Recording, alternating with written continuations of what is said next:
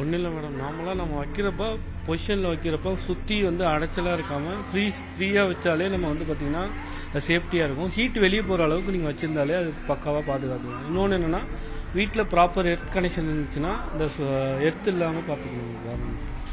வேற அதை மெயின்டைன் பண்றதெல்லாம் எப்படி க்ளீன் 3 months ஒன்ஸ் நீங்கள் சுவிட்சை ஆஃப் பண்ணிவிட்டு க்ளீன் பண்ணிவிட்டு மூவ் பண்ணிவிட்டு திருப்பி ஒரு ½ hour வெயிட் பண்ணி அதுக்கப்புறம் நீங்கள் சட்டராக ஆன் பண்ணணும்.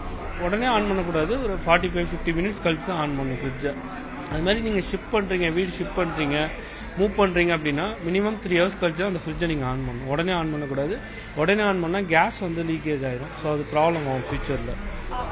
எப்படி மின்சாரம் அதிக அளவில் பாயுதற்கு காரணம் என்ன? ஒன்றும் இல்லை மேடம். நம்ம வந்து வீட்டில் வந்து பழைய வீட்டில் அப்படின்னா எர்த் ப்ராப்பராக செட் பண்ணியிருக்க மாட்டோம். ப்ராப்பராக வீட்டில் எர்த் செட் பண்ணாலே போதும், ஃப்ரிட்ஜில் எர்த் அடிக்கிறதுக்கு சான்ஸே கிடையாது. ஏன்னா அவங்க எர்த்து கொடுத்துருப்பாங்க. சில வீட்டில் வந்து எர்த் லைன் ஒழுங்கா இல்லைன்னா அந்த பிரச்சனை வரும். அதுதான் மேஜராக. மற்றபடி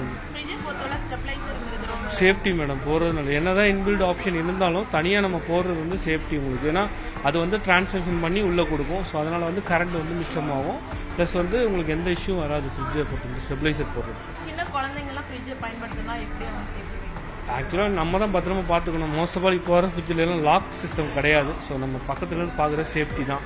என்ன தான் அட்வான்ஸ் சிஸ்டம் வந்தாலும் நம்ம பக்கத்துலேருந்து பார்க்குற மாதிரி வராது. ஸோ அதனால் குழந்தைங்க ஓப்பன் பண்ணாமல் இருக்க நம்ம பார்த்துக்க தான் வேணும்.